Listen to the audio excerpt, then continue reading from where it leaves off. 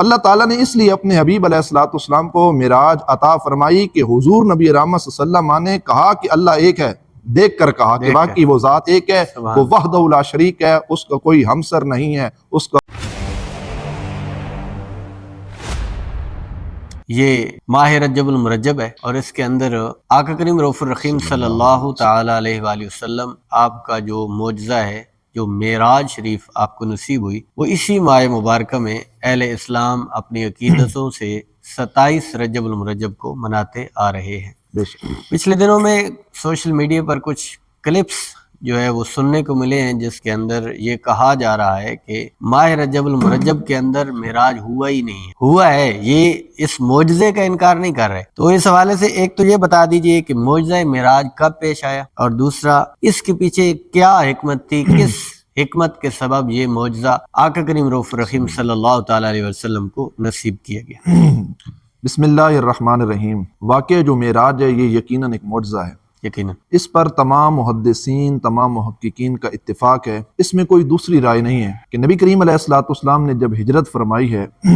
مکہ المکرمہ سے مدینہ شریف کی طرف، یہ جو واقعہ معراج ہے یہ ہجرت سے پہلے ہوا ہے، ٹھیک ہے۔ اچھا اب یہ اعلان نبوت کے بعد ہوا، اچھا اب اس میں تھوڑا سا اختلاف ہے، آیا کہ یہ ہجرت سے کتنا پہلے ہوا، 1 سال قبل ہوا یا 2 سال ہوا یا تقریباً 1.5 سال، اس میں مختلف اقوال موجود ہیں۔ یہ 13 سالہ جو مکی زندگی ہے یہ تو اتھینٹک ہے، بے شک اس میں، لیکن اعلان نبوت کے بعد ہوا، وہ 11واں سال تھا یا 12واں تھا، کیونکہ 53 سال میں حضور نے ہجرت فرمائی مکہ سے پھر مدینہ شریف کی طرف، 10 سال آپ نے مدینہ شریف میں رہے، پھر وہیں پر آپ کا وصال ہوا، ٹھیک ہے۔ اچھا اب اس میں جو حکمت ہے نا، اس میں جو مفسرین ہیں ان کی مختلف آراء ہیں، آپ اس کو قیاس کہہ سکتے ہیں۔ اچھا یہ بات بھی ہے کہ وہ ساری جو آراء اور قیاس مفسرین نے ذکر کیے ہیں، ہو سکتا ہے وہ سارے موجود ہوں، ان آراء اور ان قیاس یا ان حکمتوں کی بنیاد پر اللہ کریم جل وعلا نے حضور کو معراج عطا فرمائی ہو۔ اچھا یہ بھی ہو سکتا ہے کہ جو آراء مفسرین نے ذکر کی ہیں ان میں سے بعض ہوں بعض نہ ہوں، اور یہ بھی ہو سکتا ہے کہ جو آراء مفسرین نے اپنے قیاس سے ذکر کی ہیں یہ نہ ہوں، وہ اس کی حکمت ہے،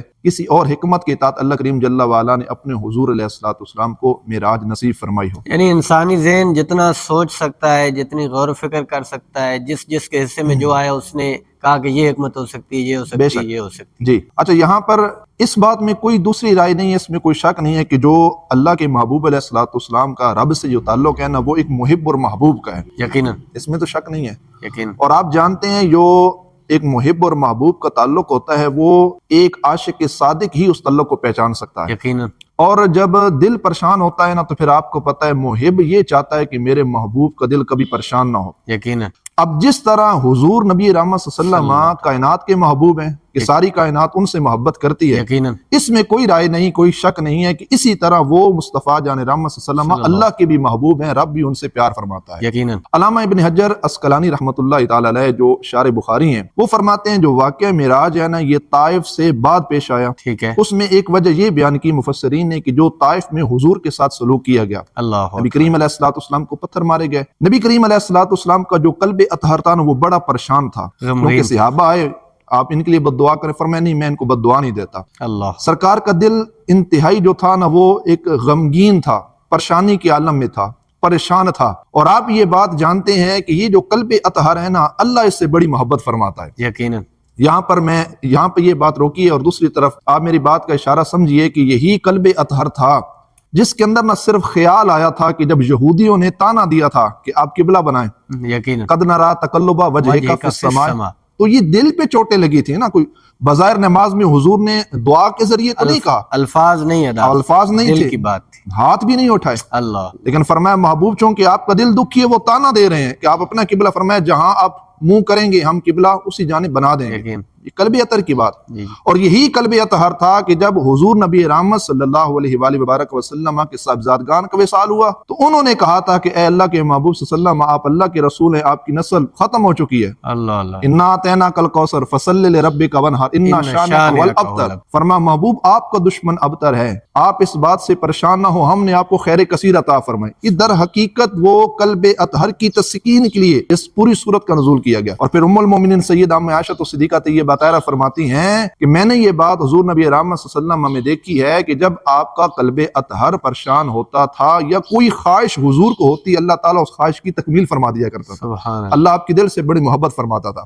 سرکار کا قلب اطہر پریشان ہوا تو علامہ ابن حجر عسقلانی علیہ رحمہ فرماتے ہیں واقعہ معراج اس کے بعد ہوا۔ ان اللہ اشتاق الی لقائک، جبریل امین علیہ السلام آئے، فرمایا محبوب رب یہ چاہتا ہے کہ آپ عرش اولا کی سیر فرمائیے۔ اللہ۔ اور وہاں پر وہ بات کہ جب حضور رب ذوالجلال جل وعلا کے حضور حاضر ہوئے، اور پھر وہ حدیث پاک کا وہ مفہوم بھی یہیں پہ سمجھ آتا ہے کہ حضور خود فرماتے ہیں اللہ کریم جل وعلا نے جب اپنا دست قدرت جیسے اس کی شیان شان ہے میرے دونوں کندھوں کے درمیان رکھا تو اس ہاتھ مبارک کی ٹھنڈک کو میں نے اپنے سینے میں محسوس پایا۔ اللہ۔ اس سے بھی یہ بات ثابت ہوتی ہے کہ در حقیقت یہ جو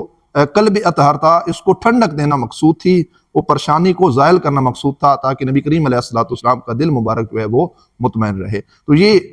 حکمت جو ہے اس کے تحت حضور نبی رحمت صلی اللہ علیہ وسلم کو معراج کرائی گئی۔ اس پر اور بھی ہیں، آپ کے ذہن میں سوال آئے گا اور سننے والے جو حضرات ہیں ان کے دلوں میں بھی سوال آتا ہے کہ اللہ تعالیٰ جل وعلا سارے انبیاء سے محبت کرتا ہے، ان کے بھی دل تو پریشان تھے، پھر ان کو معراج کیوں نہ کرائی؟ تو یہاں پر ایک جو سب سے بڑی وجہ یہ بیان کی گئی ہے کہ سارے جو انبیاء علیہ السلام تھے اللہ سب سے محبت فرماتا ہے، یقیناً سب نے بن دیکھ کے کہا تھا کہو لا الہ الا اللہ، اللہ تعالیٰ ایک ہے۔ ہو سکتا ہے قیامت تک اتنے لوگ ہیں کسی کے دل میں خیال آ سکتا تھا کہ اللہ تعالیٰ نے 1.25 لاکھ کم و بیش انبیاء بھیجے ہیں، سب نے بن دیکھ کے کہا پڑھو لا الہ الا اللہ، کوئی ہے جو صف انبیاء میں اس کو دیکھ کر آیا ہو کہ واقعی اللہ ایک ہے؟ واہ۔ تو اللہ تعالیٰ نے اس لیے اپنے حبیب علیہ السلام کو معراج عطا فرمائی کہ حضور نبی رحمت صلی اللہ علیہ وسلم نے کہا کہ اللہ ایک ہے، دیکھ کر کہا کہ واقعی وہ ذات ایک ہے، وہ وحدہ لا شریک ہے، اس کا کوئی ہمسر نہیں ہے، اس کا کوئی ہم پلہ نہیں ہے، وہ وحدہ لا شریک ذات ہے۔ معجزہ معراج کب پیش آیا؟ جی یہ جو 27 رجب المرجب